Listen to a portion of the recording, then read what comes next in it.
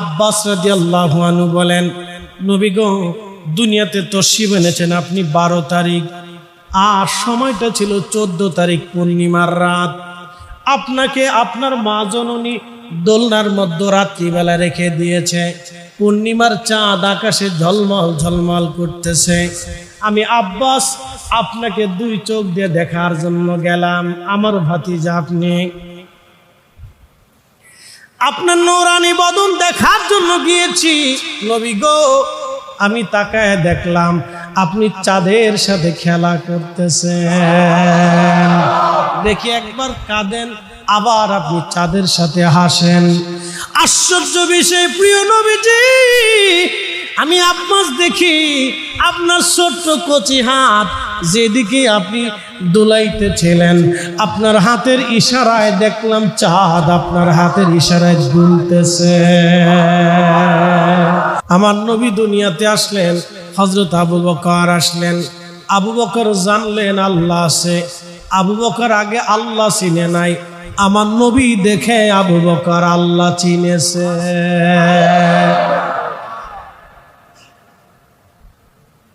আমার রাসূল দেখে আল্লাহ চিনেছে। ইমাম সুয়ুতি খাসাইসুল কুবরার ভিতরে, ইমাম ইবনে আসাকির তারিখ ইবনে আসাকিরের মধ্যে তিনারা লেখেন, আরো অনেকগুলি কিতাবের মধ্যে আসছে, সিদ্দিক আকবর আবু বকর ব্যবসা করার জন্য গেলেন। সিরিয়াতে ব্যবসা করতে যখন গেলেন আবু বকর সিদ্দিক, তখনও আল্লাহর নবী, আল্লাহর মেহবুব নবীজি তখনও তাশরীফ আনেন নাই। আবু বকর চলে গেলেন সিরিয়াতে ব্যবসা করার জন্য। রাত্রিবেলা ঘুমানো, স্বপ্নের ঘরে দেখতেছেন আকাশের একটা চাঁদ, একটা সূর্য হযরত আবু বকরের কোলের মধ্যে চলে আসছে। আর আবু বকর চাদর দিয়া চাঁদ আর সূর্যকে নিজের কোলের মধ্যে জড়িয়ে ধরলেন। এই আশ্চর্য স্বপ্ন দেখার পরে সিদ্দিক আকবর সকালবেলা চলে গেলেন পাদ্রীর কাছে, যারা তাওরাত জবুর ইনজিলে পারদর্শী বড় আলেম ছিল। পাদ্রীর কাছে যায় বলেন, পাদ্রী গো, আমি রাত্রিবেলা স্বপ্ন দেখলাম আকাশের চাঁদ এবং সূর্য আমার কোলের মধ্যে আসছে, আর আমি আকাশের চাঁদ আর সূর্যকে চাদর দিয়ে আমি বুকের মধ্যে কোলের মধ্যে জড়িয়ে ধরে রাখছি। বলো রে পাদ্রী, স্বপ্নের তাবির কি বলে দাও। তখন পাদ্রী ডাক দিয়ে বলতেছে, তোমার বাড়ি কোথায়? বলে তোমার নাম কি? বলে আমার নাম আবু বকর। তুমি বাড়ি কোন জায়গা? বলে মক্কায়। তোমার বংশ কি? বলে কুরাইশ আমার বংশ। তবে শোনো রে আবু বকর, তোমার স্বপ্ন অনুযায়ী তাওরাত আর জবুর ইনজিলের বিধান অনুযায়ী, সুসংবাদ অনুযায়ী আবু বকর তুমি শুনে রাখো, তোমার দেশে তোমার বংশে একজন নবী আসবে, তার নাম হবে মুহাম্মদ সাল্লাল্লাহু আলাইহি ওয়াসাল্লাম। বাবার নাম হবে আব্দুল্লাহ, মায়ের নাম হবে আমেনা। কুরাইশ বংশের বনু হাশিমের সন্তান হবে তিনি। আবু বকর রে, তাওরাত আর জবুর আর ইনজিল অনুযায়ী জানা যায় তুমি ওই নবীর প্রথম খলিফা হবা। ইমাম আহলে সুন্নাত আলা হযরত রহিমার শের কতই চমৎকার, কি সুন্দর করে তিনি লিখলেন, কি চমৎকার করে তিনি বুঝাইলেন। হযরত আবু বকর সিদ্দিক চলে আসলেন সিরিয়া থেকে। স্বপ্নের কথা কারো বলে না। নবীজি দুনিয়াতে, আল্লাহর হাবিব কোরআন শরীফ নাজিল হলো, কালেমার দাওয়াত নবীজি দিলেন। হযরত আবু বকর গোপনে রাখলেন, ছেলে মেয়ের কাছে বলেন নাই, বিবির কাছে বলেন নাই, সমাজের কাছে বলেন নাই। হাঁটতে হাঁটতে আমার নবীর বরগাহে চলে গেলেন, মুস্কি হাসি দিলেন। আল্লাহর নবী দেখে ছোট্ট করে মুস্কি হাসি দিয়ে বলেন, আবু বকর। হযরত আবু বকর বললেন, ওগো নবীজি, আপনি কালেমার দাওয়াত দিচ্ছেন, এ আবু বকর ইবনে কুহাফার ছেলেকে আপনি একটা মুজিজা দেখায় দেন। আল্লাহর নবী ডাক দিলেন, আবু বকর ব্যবসা করতে যাইয়া সিরিয়াতে তুমি স্বপ্ন দেখছিলাম, আকাশের চাঁদ আর সূর্য তোমার কোলে আসছে, সকালবেলা পাদ্রী তোমার স্বপ্নের তাবির করে দিয়েছে তুমি আমার প্রথম খলিফা হবে। আমি নবী কালেমা নিয়ে দুনিয়াতে আসছি, এরপরও কি আর মুজিজা তুমি দেখতে চাও? আবু বকর ডাক দিয়ে বলল, হুজুর আর মুজিজা দেখা লাগবে না, আপনার জবানে পড়ে দেন লা ইলাহা ইল্লাল্লাহু সাল্লাল্লাহু আলাইহি ওয়াসাল্লাম।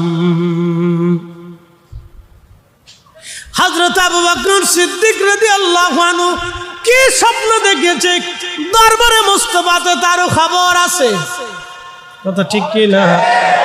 দরবারে মুস্তাফাতে কি আছে, খবর আছে। আবু বকর কি স্বপ্ন দেখেছে, এটা দরবারে মুস্তাফাতে খবর আছে। আহা, চিন্তা করে দেখেন তো, আমার নবীর এলেমের প্রশস্তা তো কত বড়, আমার রসুলের এলেম কত বড়, কাল কত উন্নত। এই জন্য আল্লাহ কোরআনে বলে দিলেন, আলাম নাশরাহ লাকা সাদরাক।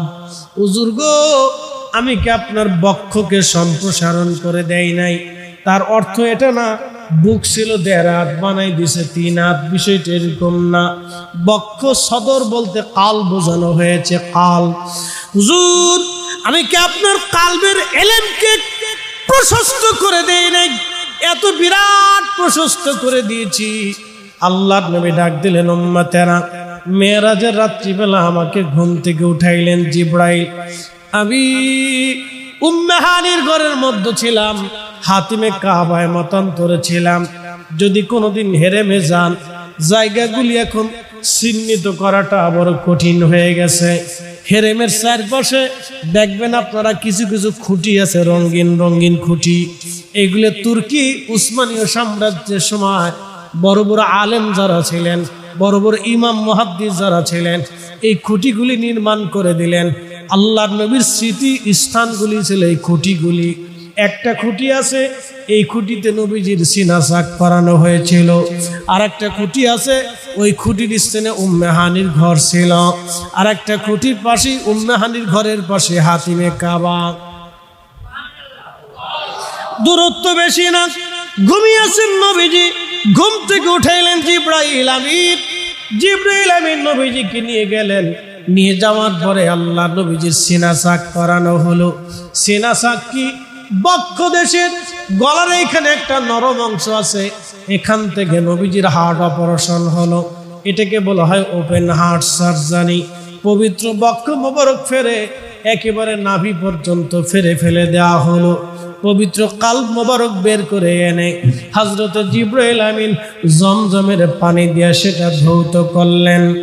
ধৌত করার পরে ইমাম সয়ুতি আল কিসাতুল মিসরার ভিতরে সহিহ সনদে তিনি একখানা হাদিস আনলেন।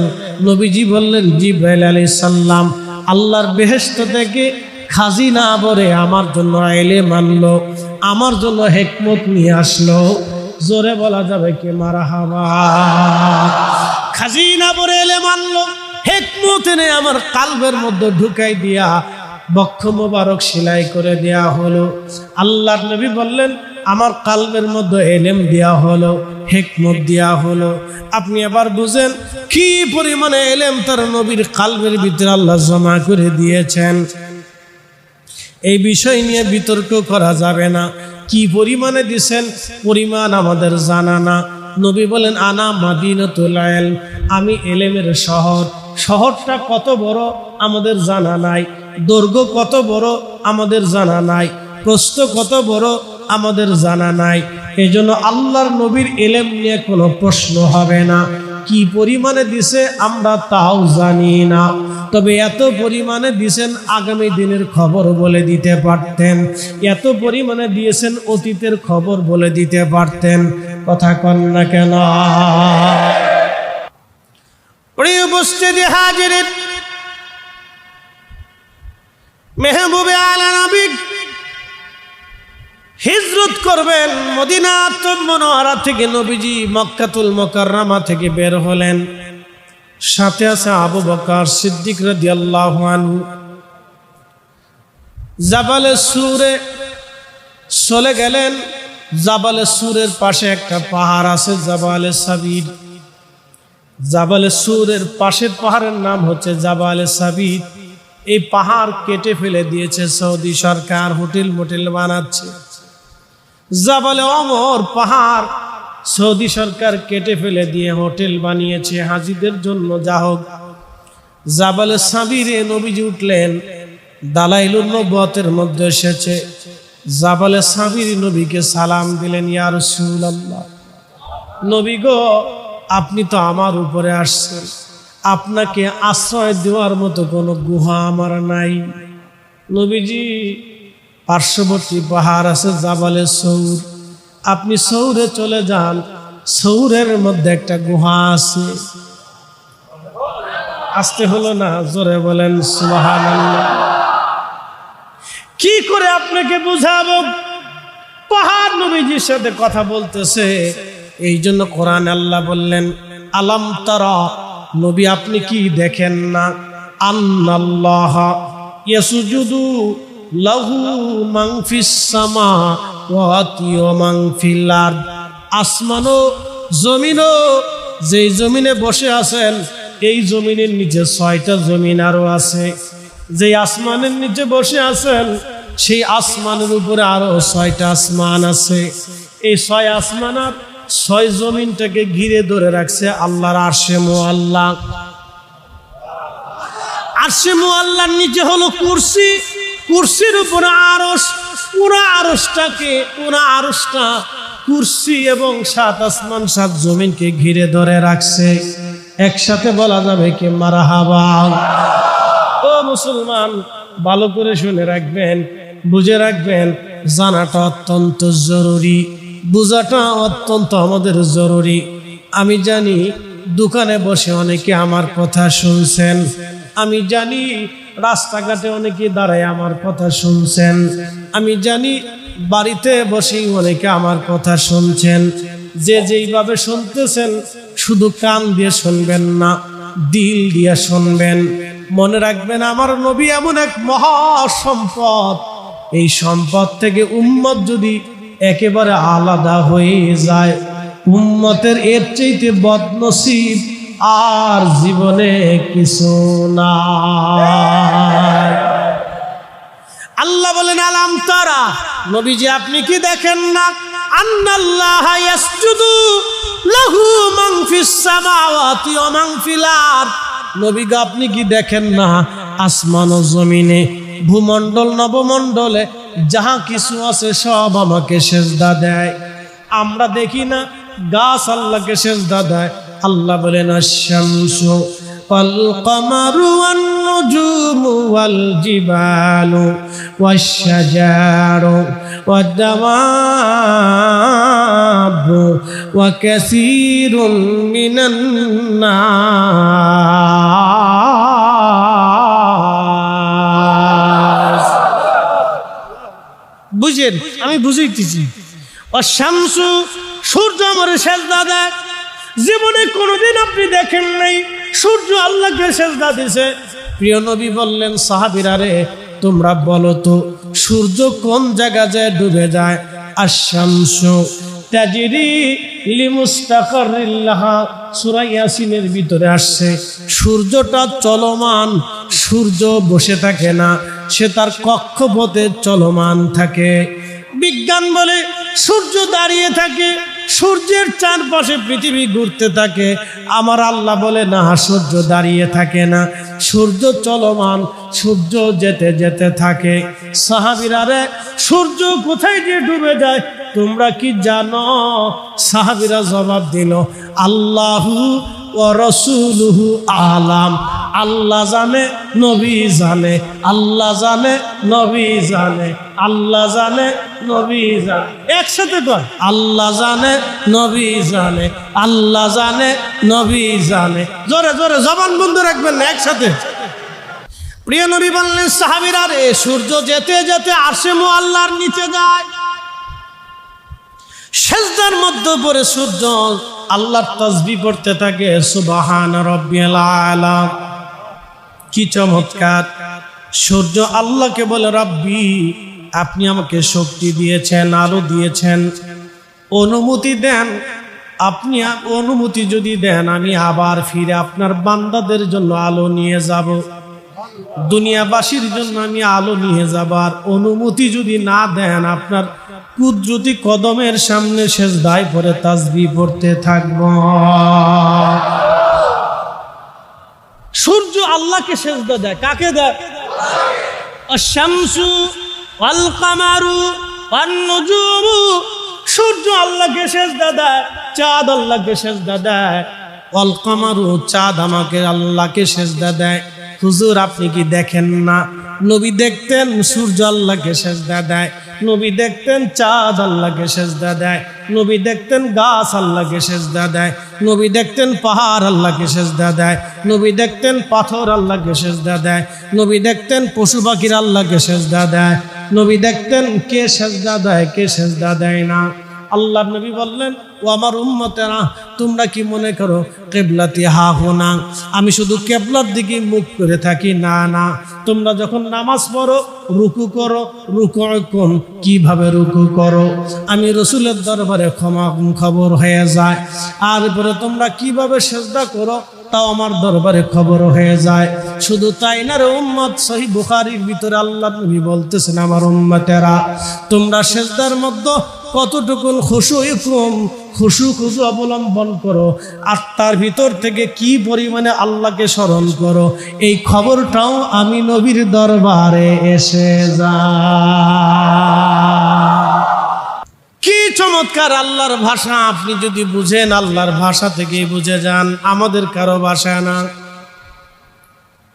আজকের প্রধান মেহমানের ভাষা না, প্রধান অতিথির ভাষা না, সুলতান আরিফিন বাইজিদ বুস্তামি রহমাতুল্লাহ আলাইহির ভাষা না, সুলতান আউলিয়া হযরত মহিউদ্দিন আব্দুল কাদের জিলানী রহমাতুল্লাহ আলাইহির ভাষা না,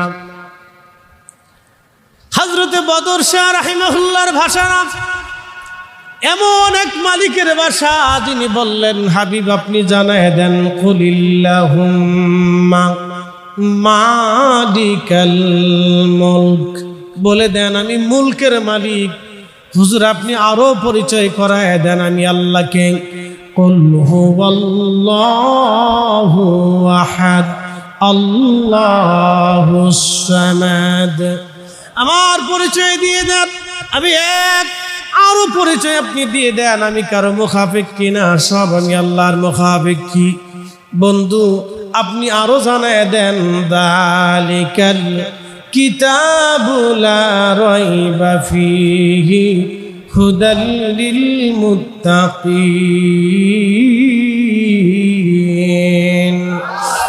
এই কোরআনে আমি যা দিয়েছি, লৌহে মাহফুজের মধ্যে এমন এক কিতাব আমি দিয়েছি যার মধ্যে কোনো সন্দেহ নাই, আমি আল্লাহর কালামের মধ্যে কোনো সন্দেহ নাই। হুজুর আপনি আরো জানায় দেন, লাউ আনজালনা হাযাল কুরআনা আলা জাবালিন লারাআইতাহু খাশিআন মুতাসাদ্দিআন মিন খাশিয়াতিল্লাহ।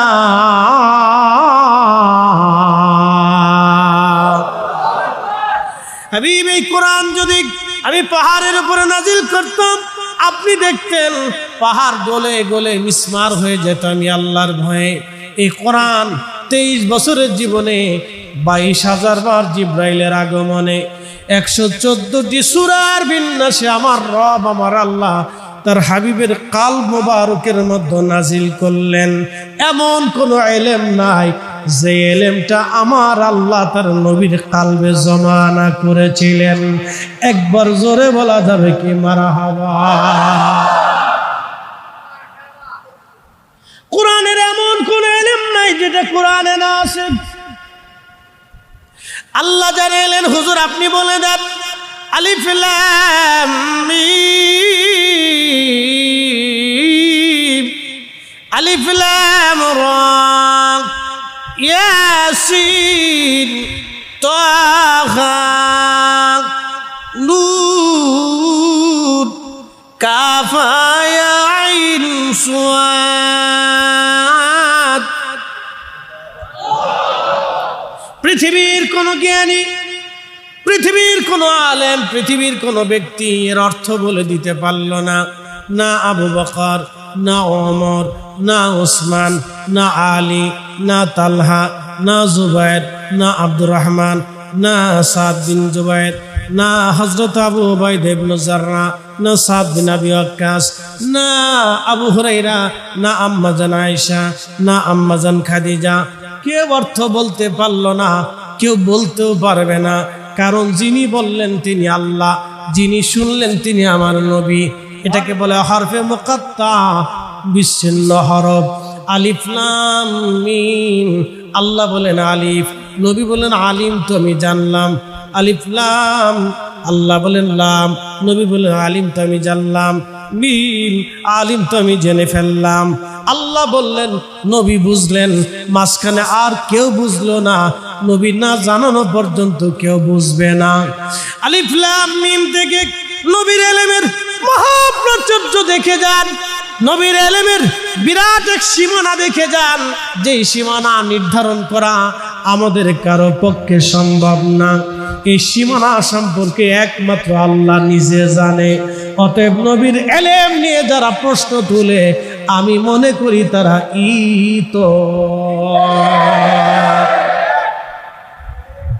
কি আশ্চর্য!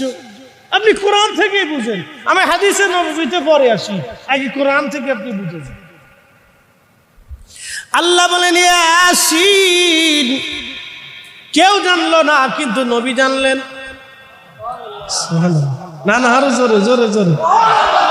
তাহা, কেউ জানলো না কিন্তু নবী জানলেন। আলিফ লাম রা, কেউ জানলো না কিন্তু নবী জানলেন।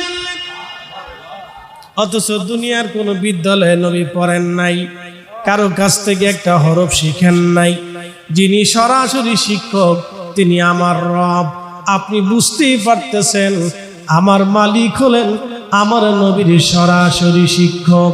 আল্লাহ যার নিজে সরাসরি শিক্ষক, তার ইলম কি পরিমাণে হবে পরিমাণ নির্ধারণ করা যায় না।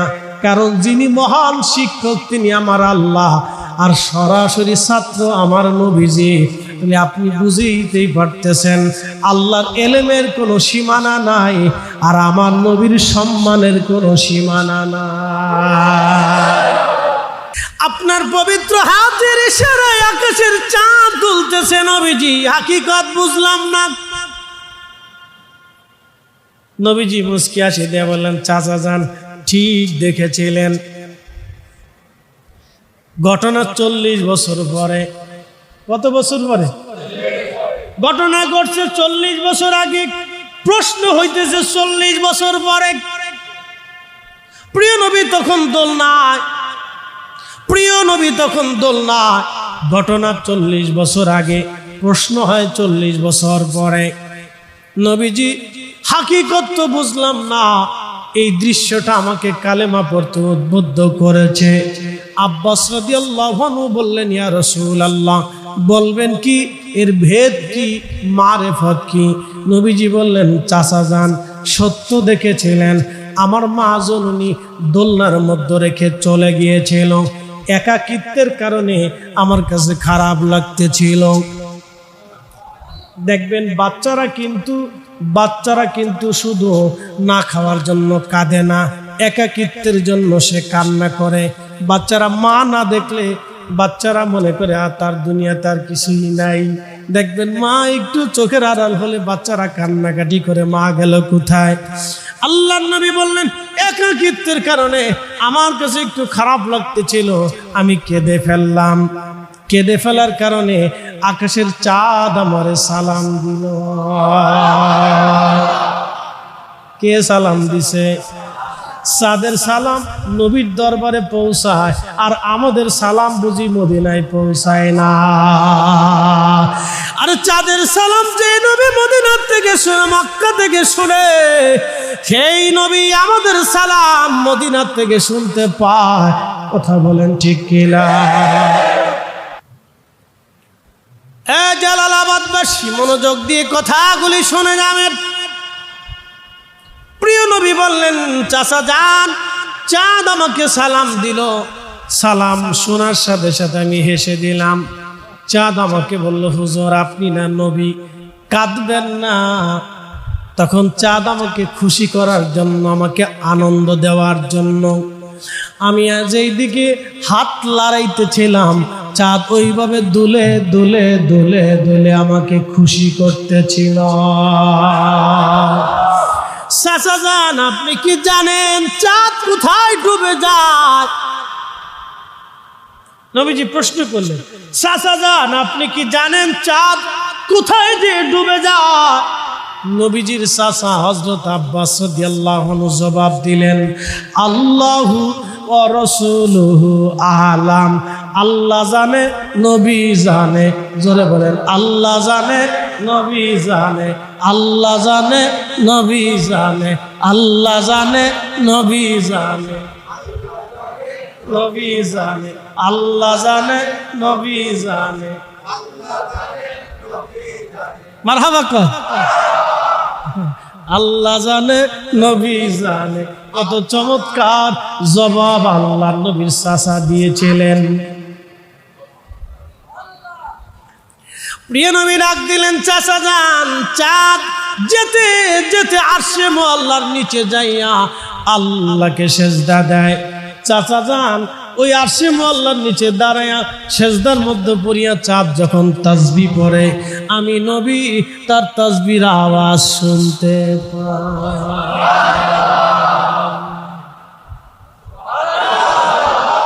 আরো জোরে, জোর হয় না কেন?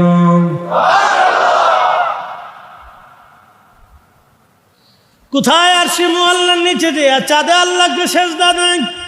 প্রিয় নবী মদিনাতুল মুনাওয়ারা থেকে চাঁদের তাসবিহর আওয়াজ রহমতের নবীর দরবারে মুস্তাফার মধ্যে আওয়াজ এসে যায়। কি করে বুঝাবো আপনাকে? এই জন্য আল্লাহ বললেন, আশ-শামসু ওয়াল কামারু ওয়ান নুজুমু। সূর্য আমার সেজদা দেয়, আপনি দেখেন।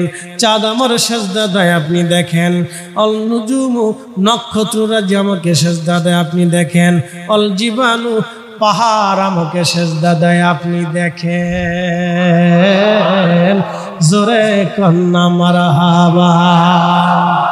মদিনাতে একটা পাহাড় আছে, পাহাড়ের নাম জাবালে উহুদ। নাম কি? জাবালে উহুদ।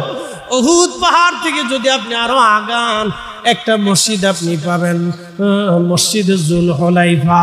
মসজিদে জুল হুলাইফার বাম পাশে একটা পাহাড় দেখবেন, পাহাড়ের নাম জাবালে আইর। আল্লাহর নবী হিজরত করে, হিজরতের কথা বলছিলাম, মনে আছে না আপনাদের?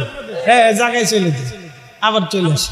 হিজরত করে নবীজি ওই রাস্তা দিয়ে মদিনায় ঢোকার সময় সব পাহাড় পর্বত গাছ তরুলতা পাতা পশু পাখি নবীকে সালাম দিল, কিন্তু জাবাল আইর নবীকে সালাম দেয় নাই।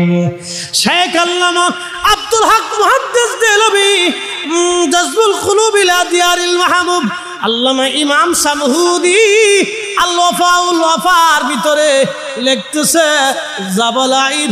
আল্লামা ইমাম ইবনু শিব্বা, তারিখ ইবনু শিব্বা 1200 বছর আগের লেখা, মদিনা নিয়ে লেখে কিতাবখানার ভিতরে ইমাম ইবনু শিব্বা লেখেন, এই মদিনার পাহাড়, মদিনারে পাহাড় জাবাল আইর নবীকে সালাম দিল না।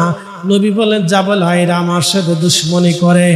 আলা বিন আবওয়া বিন নার, এই মদিনার এই জাবাল আইর হলো জাহান্নামের একটা পাহাড়। এই জন্য এই পাহাড়ের আর একটা নাম হচ্ছে জাবালে নার, জাহান্নামের পাহাড়। একটা পাহাড় নবীকে ভালোবেসে জান্নাতে চলে গেল, আর একটা পাহাড় নবীর সাথে দুশমনি করে জাহান্নামে চলে গেল। কথা কন না কেন? ঠিক না বেঠে? প্রিয় উপস্থিতি হাজিরিন, নবীজি জাবালে সৌরে গেলেন। সৌর নবীজিকে সালাম দিল, বলল, হুজুর আমার মধ্যে গুহা আছে, আপনি আসেন। কথা মনোযোগ দিয়ে শুনবেন, ভাগ্যের পরিবর্তন কেমনে হয় শুনে যান। জাবালে সৌরে প্রিয় নবীজি চলে গেলেন গুহার মধ্যে, আশ্রয় নিলেন গুহার ভিতরে। পবিত্র জাবালে সৌরের গুহার মধ্যে যাওয়ার পরে কবুতর এসে গুহার সামনে বাসা বানাইয়া ডিম পারল। মাকড়সা এসে বাসার সামনে জাল বানাইয়া মাকড়সা বাসার গুহার দরজা ঘিরে ফেলল। ইমাম ইবনে কাসির আল বাদার মধ্যে লিখলেন, ও দুনিয়ার মানুষ, মক্কাতে যে কবুতর দেখো সেই কবুতর হলো ওই কবুতরের বংশধর, যেই কবুতর আমার রসুলকে পাহারা দিয়েছিল গুহার সামনে বসে। দেখবেন তকদিরা তো ভালো হলো, হারামাইন শরীফাইনে মানুষ আছে, মানুষের সাথে কবুতর আছে, কবুতরের সাথে ছোট ছোট পাখি আছে, যেই পাখির নাম বলা হয় আবাবিল। এই পাখিগুলি এখনো কাবাতে থাকে, কবুতর এখনো কাবায় থাকে। লক্ষ লক্ষ কোটি কোটি হাজিরা 1400 বছর ধরে ওই কবুতরকে খাবার খাওয়ায়। একটা কবুতর কেউ ধরবে না, কবুতর কেউ মারবে না, কবুতর কেউ ধরে নেবেও না, কারণ এটা হারাম শরীফের কবুতর। এই কবুতরের পূর্ব বংশ আমার নবীর দরজায় বৈশা জাবালে সৌরে পাহারা দিয়েছিল। আমার রসুলকে পাহারা দেওয়ার জন্য কবুতরের তকদির ভালো হয়ে গেল, ওর ভাগ্য পরিবর্তন হয়ে গেল। নবীকে ভালোবাসার জন্য নবীর উট কাসওয়ার তকদির পরিবর্তন হয়ে গেল। নবীকে ভালোবাসার কারণে উহুদ পাহাড়ের তকদির পরিবর্তন হয়ে গেল। নবীকে ভালোবাসার কারণে উস্তুনে হান্নানের তকদির পরিবর্তন হয়ে গেল। নবীকে ভালোবাসার কারণে হযরত বেলালের তকদির পরিবর্তন হয়ে গেল। নবীকে ভালোবাসার কারণে যুগে যুগে পাথর গাছ বলার তকদির পরিবর্তন হয়ে গেল। নবীকে ভালোবাসার কারণে আমাদেরও তকদির পরিবর্তন হয়ে যাবে। অতএব রসুলের ইজ্জতের বিরুদ্ধে যারা দাঁড়াবে ও বুখারী শরীফের হাফেজ হইলেও কাজ হবে না। জাবালে সৌরে প্রিয় নবী গুহার ভিতরে আবু বকর সিদ্দিক রাদিয়াল্লাহু তাআলা আনহু গুহার ভিতরে ছোট ছোট গর্তগুলি চাদর ছিঁড়ে ছিঁড়ে ছিঁড়ে ছিঁড়ে গর্তগুলি বুঝিয়ে ফেললেন, বন্ধ করে দিলেন। গর্তগুলি বন্ধ করে দেওয়ার পরে একটা গর্ত তিনি বন্ধ করতে পারেন নাই, গর্তের উপরে পা রেখে দিলেন। একটা সাপ গুহার ভিতরেই ছিল, সে বের হওয়ার জন্য বারবার চেষ্টা করে, নবীকে দেখবে সে, কিন্তু আবু বকর রাদিয়াল্লাহু আনহুর পায়ের কারণে বের হতে পারছে না। ভিতর থেকেই আবু বকর সিদ্দিককে কামড় দিয়ে বসলো। বিষের যন্ত্রণায় হযরত আবু বকর রাদিয়াল্লাহু আনহু চোখ বেয়ে বেয়ে বেয়ে বেয়ে পানি আসতে লাগলো। এক পানির ফোঁটা নবীজির পবিত্র বদন মোবারকই পড়ল। আবু বকরের উরু মোবারকের উপরে নবীজি মাথা মোবারক দিয়ে ঘুমিয়েছিলেন। ঘুম ভেঙে গেল। আবু বকর, তুমি কি কাঁদো? বলে, হ্যাঁ ইয়া রাসূলুল্লাহ। বাড়ির কথা কি মনে পড়ছেনি? বলে, না গো নবীজি, আল্লাহর হাবিব গো, হিজরত করার জন্য এসেছি, বাড়িঘর ছেড়েছি, স্ত্রী ছেড়েছি, সন্তান ছেড়ে দিয়েছি। নবীজি, সন্তান আর স্ত্রী বাড়ি ঘরের প্রেমে কাঁদি না, সাপে কামড় দিয়েছে, যন্ত্রণায় আমার কান্না আসে। নবীজি বলেন, আবু বকর, আগে কেন বলো নাই? বলি, ইয়া রাসূলুল্লাহ, আপনার ঘুমে ব্যাঘাত হবে সেই জন্য আমি বলি না।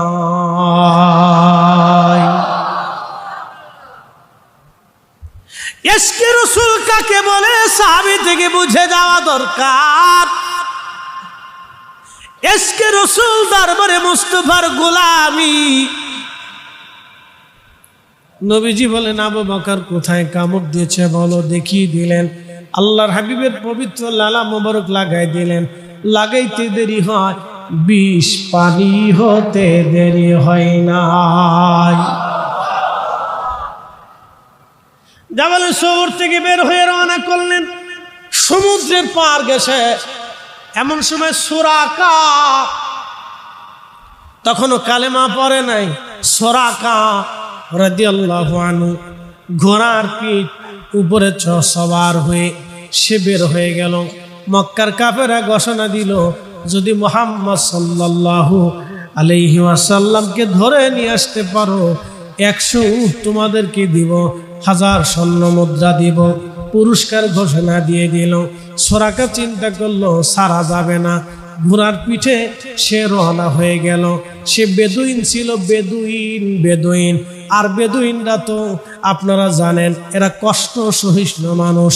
এরা মরুভূমির ভিতর দিয়ে যেখানে সেখানে খুশি যেতে পারত। তারা ঘোড়ার পিঠে চড়ে আল্লাহর নবীর পিছু ধরল, আল্লাহর হাবিবের কাছাকাছি চলে গেল। নবীজি বদদুয়া করলেন, আল্লাহ সুরাকাকে জমিনের মধ্যে দাবায় দাও। সাথে সাথে সুরাকার পা জমিনের মধ্যে, সুরাকার ঘোড়ার পা জমিনের মধ্যে বসে গেল।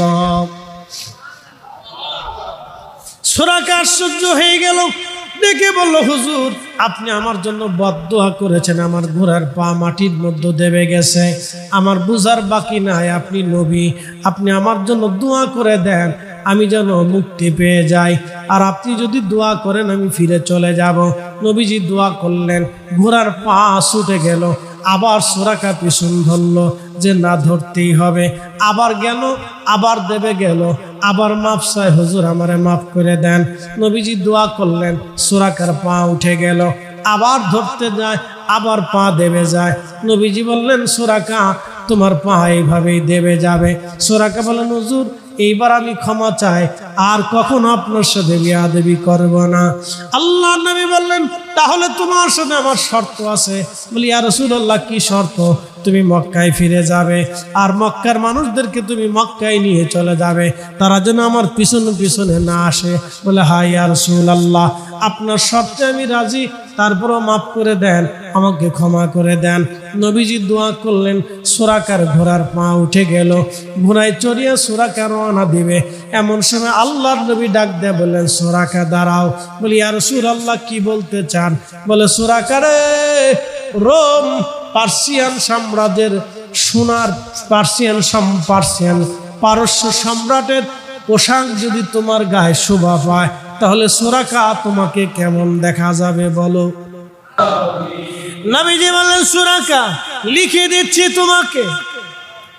একটা চামড়ার ভিতরে নবীজি লিখে দিলেন। আবু বকরকে বলেন, আবু বকর লিখে দাও। আবু বকর সিদ্দিক লিখে দিলেন। সুরাকা চলে গেল, নবীজি মদিনায় চলে গেলেন। ঘটনা ঘটল বহু বছর আগে, ঘটনা ঘটতেছে তার বহু বছর পরে, প্রায় 30 বছর পরে ঘটনা ঘটল। 30 বছর আগে নবী বললেন, 30 বছর আগে ঘটনা ঘটবে 30 বছর পরে। হযরত ওমরের জমানাতে পারস্য সাম্রাজ্য মুসলমানদের করতলগত হলো। হযরত আবু বকরের জমানা চলে গেল, আল্লাহর হাবিবের জমানা চলে গেল। হযরত ওমর রাদিয়াল্লাহু আনহু খলিফা হলেন। পারস্য সাম্রাজ্য মুসলমানদের করতলগত হলো। হযরত খালিদ বিন ওয়ালিদ সাহাবায়ে কেরামের নেতৃত্বে পারস্য সাম্রাজ্য ধরা পড়লেন। সাহাবীরা পারস্য সাম্রাজ্যের মাথায় যে স্বর্ণের মুকুট, গায়ে লাগানো স্বর্ণের পোশাক, স্বর্ণের তলোয়ার এবং আরো স্বর্ণের লাঠি সহ স্বর্ণের যত আসবাবপত্র আছে সব কিছু, স্বর্ণের জুতা, স্বর্ণের পোশাক পাঠিয়ে দিলেন। হযরত ওমরের সামনে, মসজিদে নববীর সামনে এইগুলি জমা করা হলো। মসজিদের সামনে জমা করার পরে হযরত ওমর রাদিয়াল্লাহু আনহু হাতের লাঠি দিয়া এইগুলি টুকিয়ে টুকিয়ে দেখতেছিলেন আর বলতেছিলেন, আহা, পারস্য সাম্রাজ্যের অধিপতিরা স্বর্ণের পোশাক পরিহিত অবস্থায় তারা রাষ্ট্র চালাইছে। এইভাবে লাঠি দিয়ে ঘুষিয়ে ঘুষিয়ে দেখতেছিলেন। আর এমন সময় হযরত ওমর ডাক দিয়ে বলেন, সুরাকা কোথায় আছে বলো?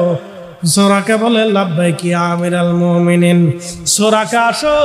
সাহাবীরা রে, সুরাকার গায়ে সম্রাট কিসরার স্বর্ণের পোশাক তোমরা পরে দাও।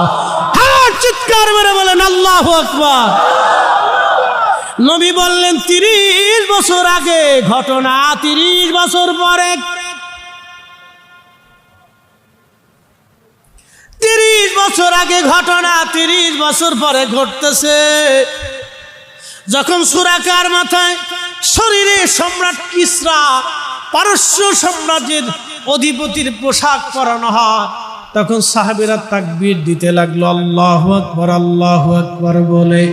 কারণ 30 বছর পরে নবীজির ভবিষ্যৎবাণী, ইলমে গায়েবের খবর বাস্তব হয়েছে।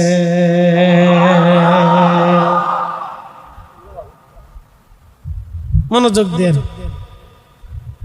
তখন হযরত ওমর রাদিয়াল্লাহু আনহু কাঁদতে লাগলেন। কেঁদে কেঁদে আকাশে হাত মেরে বললেন, রাব্বি, বিরাট প্রাচুর্য তুমি তোমার হাবিবের জমানাতে তুমি পাঠাও নাই আল্লাহ। তারপরে হযরত আবু বকর তোমার নবীর কাছের প্রিয়জন ছিল, তাকেও তুমি পাঠাও নাই আল্লাহ।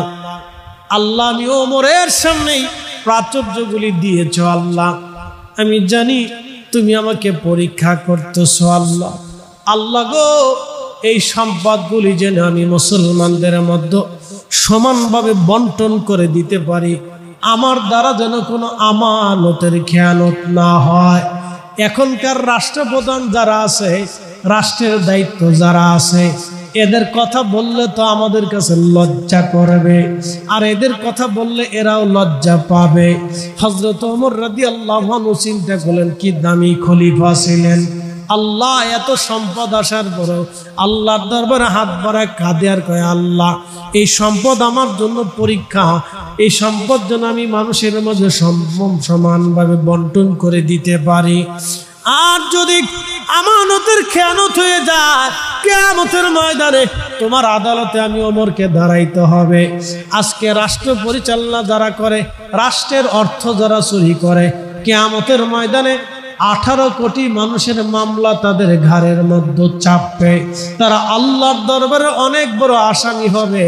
18 কোটি মানুষের হিসাব বুঝাই দিয়ে তারপরে জান্নাতে যেতে হবে, নতুবা উপায় হবে না।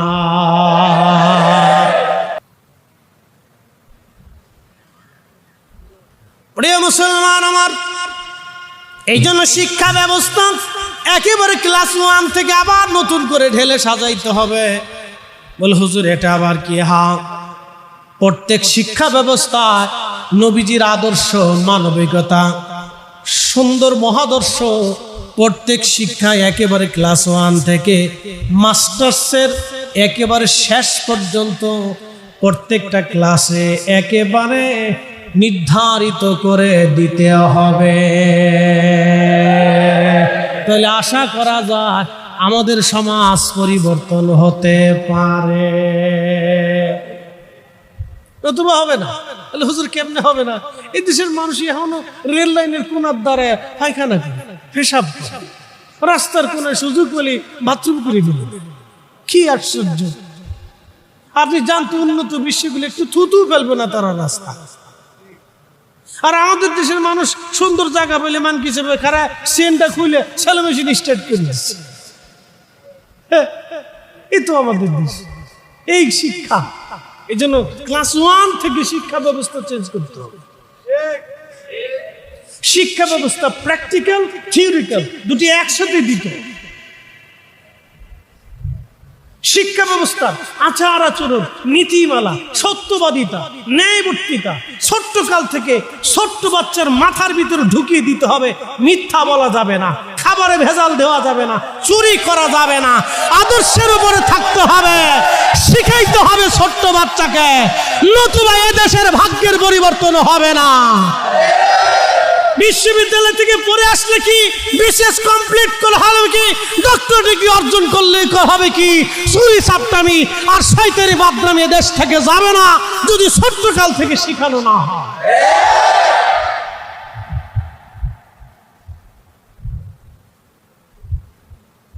ছাতার যত সব পড়ালেখা, কি পড়ে না পড়ে, ক্লাস 1-এ পড়ে, 2-তে পড়ে, 3-তে পড়ে, বাচ্চার 10টা বই, বাচ্চা টানতে না পারে, বাচ্চার মা টানতে টানতে বাচ্চার মার জান শেষ হয়ে যায়। নাম দিছে কেজি স্কুল। কে এত করতে হবে? ও সাথে এত পড়াইতে হবে কেন? ইংরেজি, বাংলা, অঙ্ক 3টে সাবজেক্ট পড়বে, আর বাদ বাকি ওকে প্র্যাকটিক্যাল শিখাইতে হবে, সত্যবাদিতা, ন্যায়বাদিতা।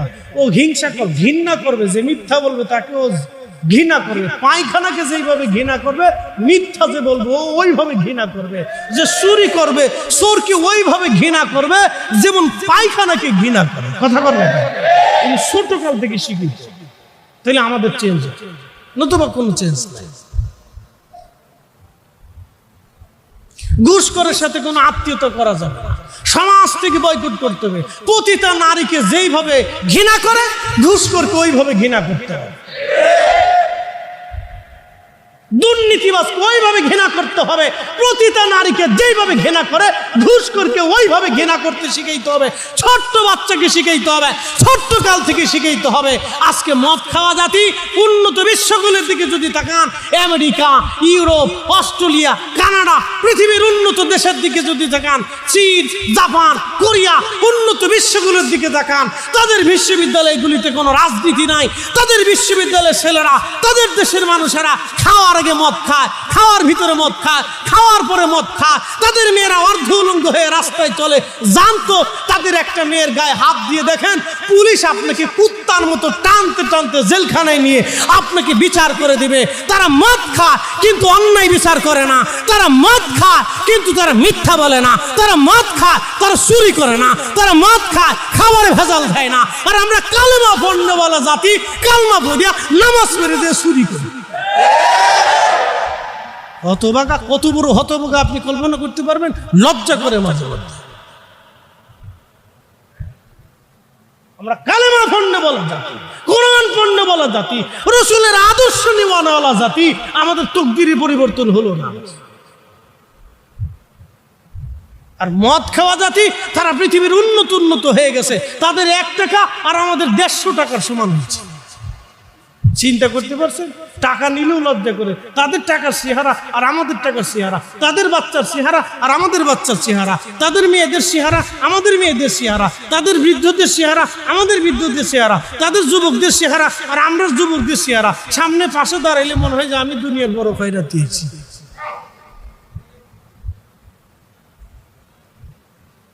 খাবারে ভেজাল, পানিতে ভেজাল। মাঝে মধ্যে ঢাকা শহরে দুধ কিনে খাই, চিন্তা করি কি দুধ খাই না বুড়িগঙ্গার পানি খাই, আল্লাহ জানে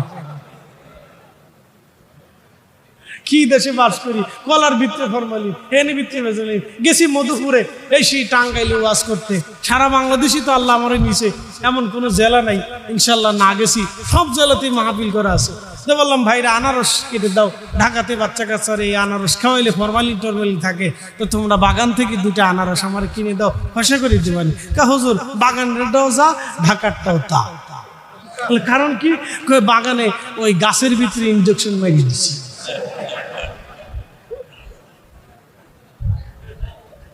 মেড ইন বাংলাদেশ, এই নাম শুনলে বিদেশিরা থর করে কাঁপে, না জানি কোন মতলব দিয়ে এরা আমরা দেশে ঢুকতেছে।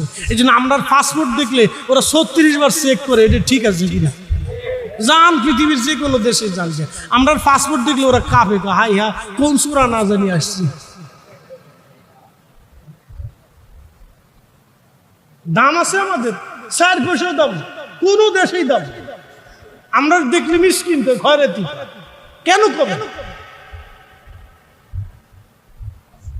কি বলবো, বলার তো ভাষা নাই ভাই। ওয়াজ কি করবো, তারও ভাষা নেই। যে জাতি রসুলের ইজ্জতের চাদর নিয়ে টানাটানি করে, সে জাতির কাছ থেকে আর কি আশা করা? কথা কর নাকি? নবীর মহান ইজ্জতের চাদর ধরে যে জাতি টানাটানি করে, যে জাতির আলেমরা জ্ঞানীরা টানাটানি করে, সে জাতি থেকে কি আশা করে? গুতাগুতি, লাথালাথি, কিলি মারামারি, বাচ্চা কি আশা করবে? এখান থেকে কিচ্ছু আশা করতে পারে, ওনাদের থেকে কিছু আশা করা যায় না।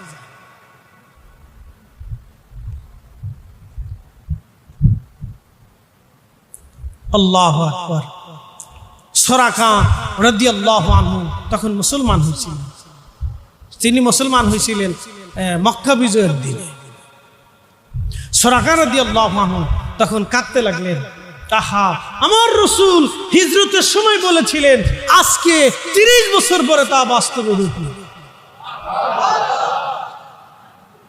প্রিয় ভাই আমার, এই জন্য আল্লাহর হাবিবের এলেম এই বিষয়টা অত্যন্ত দামি একটা সাবজেক্ট। ইয়া রাব্বি, এখানে হাত দেওয়া আমাদের পক্ষে সম্ভব। আল্লাহ বলে ইন্নাল্লাহা ইনদাহু ইলমুস সাআ, কিয়ামত কোন দিন হবে আল্লাহ ছাড়া কেউ জানে। ওয়ানাজিলুল গাইস, বৃষ্টি কখন হবে আল্লাহ ছাড়া কেউ জানে। ওয়া ইয়ালামু মা ফিল আরহাম, মানুষের রেহেমের ভিতর কি আছে আল্লাহ ছাড়া কেউ জানে। ওমা তাদরি নাফসুম মাযা তাকসিবু গাদা, মানুষ কি অর্জন করবে আগামী মুহূর্তে আল্লাহ ছাড়া কেউ জানে। ওমা তাদরি নাফসুম বিআইয়ি আরদিন তামুত, মানুষ কোথায় কোন জায়গা কেমনে মারা যাবে আল্লাহ ছাড়া কেউ জানে। কিন্তু শুনে যান, সহিহ বুখারীতে কিতাবুজ জিহাদের ভিতরে, সহিহ মুসলিমের ভিতরে কিতাবুজ জিহাদ, হযরত খাদিম নবীজি বদরের প্রান্তরে মাঠ পরিদর্শন করতে গেলেন। মারহাবা কর, কোন মাঠ? বদর। জোরে বলেন কোন মাঠ? বদরের মাঠ। যদি কোনোদিন যান তো ঘুরে ঘুরে দেখে আসবে। বদরের মাঠ পরিদর্শন করতে গেলেন। যাওয়ার পরে রহমতের নবী আঙ্গুল দিয়ে ইশারা করে বললেন, এখানে আবু জেহেল মরে পড়ে থাকবে, এখানে ওতবা আগামীকাল মারা যাবে, সাইবা মারা যাবে, আবু লাহাব মারা যাবে, মুগীরা মারা যাবে। এইভাবে নবীজি যেই কজনের নাম দেখিয়ে দেখিয়ে স্থান দেখিয়ে দিলেন। খাদিমুর রাসূল আনাস বলেন, পরের দিন যুদ্ধ শেষ হয়ে যাওয়ার পরে দেখি সব মানুষ যেখানে নবীজি হাত দিয়ে ইশারা করেছিলেন সেইখানে সেই কাফেররা মরে পড়ে রয়েছে। একসাথে বলবেন আল্লাহু আকবার।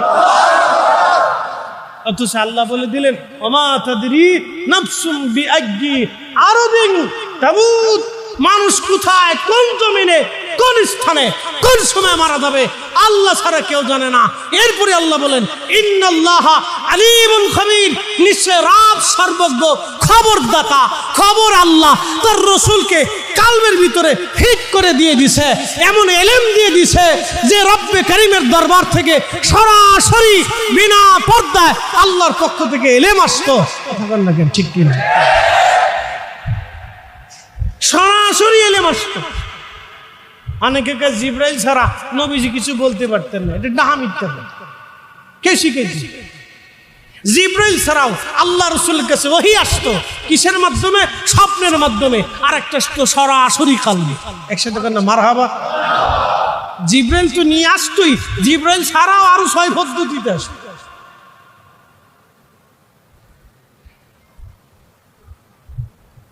প্রিয় উপস্থিতি হাজিরিন, ওমা তাদরি নাফসুম মাযা তাকসিবু গাদা, আগামী মুহূর্তে মানুষ কি অর্জন করবে আল্লাহ ছাড়া কেউ জানে না। খাইবরের যুদ্ধ হয়, দীর্ঘদিন যুদ্ধ চলে, কিন্তু যুদ্ধে জয় পরাজয়ের কোনো নিশানা আসে না। প্রিয় নবীজি এশার নামাজ, মাগরিবের নামাজের পরে নবীজি বললেন, আগামীকাল এমন একজনের হাতে কালেমার পতাকা দেব যার মাধ্যমে মুসলমানদের বিজয় হবে। সে আল্লাহ এবং তার নবীকে ভালোবাসে, আল্লাহ এবং নবী তাকেও ভালোবাসে।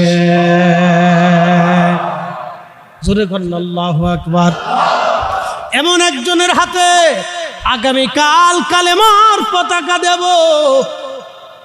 এশার নামাজের পরে নবীজি বলেন, সাহাবীরা রে, আগামীকাল এমন একজনের হাতে কালেমার পতাকা দেব যার মাধ্যমে কালকে খাইবার বিজয় হবে, তবে তাকে আল্লাহ এবং আল্লাহ রসুল ভালোবাসে, সেও আল্লাহ এবং তার রসুলকে ভালোবাসে। নবীজি সাহাবী সাদ বিন আবি ওয়াক্কাস রাদিয়াল্লাহু আনহু বলেন, সারা রাত্র ভরে কোন সাহাবী খাইবরের যুদ্ধের কোন মুজাহিদ রাত্রিবেলা ঘুমায় না। আবু বকর কাঁদে আর বলে, আল্লাহ ওই লোকটা যেন আমি হই। হযরত ওমর কাঁদে বলে, আল্লাহ ওই লোকটা যেন আমি হই। হযরত উসমান কাঁদে, আল্লাহ ওই লোকটা যেন আমি হই। তালহা, জুবাইর, আব্দুর রহমান ইবনে সাদ বিন আবি ওয়াক্কাস, সাহাবায়ে আজমাইন রিদওয়ানুল্লাহি তাআলা আলাইহিম আজমাইন সবাই কাঁদে আর বলে, আল্লাহ ওই লোকটা যেন আমি হই। কারণ আল্লাহ এবং নবী তাকে ভালোবাসে। এর চাইতে বড় সার্টিফিকেট জমিনে আর কিছুই হতে পারে না। সবসে আলা আলাহামা রানবী, সবসে ভালা আলাহামা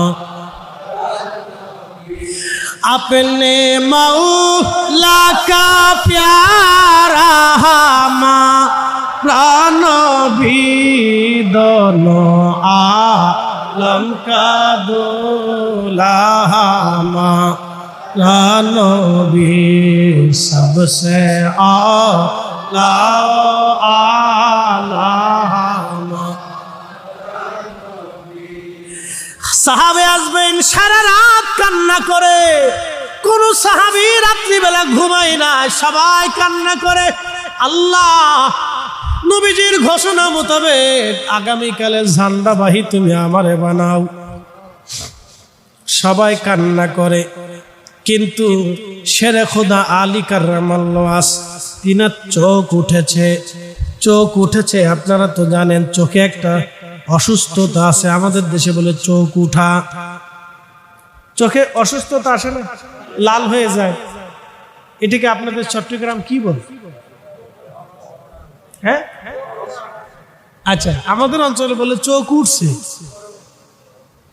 গরম আসি, চোখের গরম আসছে। এক এক এলাকায় এক এক রকম কথা, অসুবিধা নেই। চোখ উঠাও বলে অনেকে। যাই হোক, তো চোখ উঠেছে, প্রচন্ড ব্যথা।